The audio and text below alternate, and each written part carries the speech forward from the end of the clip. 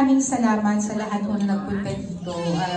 Alam kong may mga kanya-kanya tayong mga ganap sa kanya-kanyang buhay natin, pero nandito tayo, binigyan natin ng importansya syempre si Debs dahil alam naman natin to si Dimples. Kung sa pelikula, siya yung laging best friend sa mga ganyan. Sa totoong buhay, ganun din siya.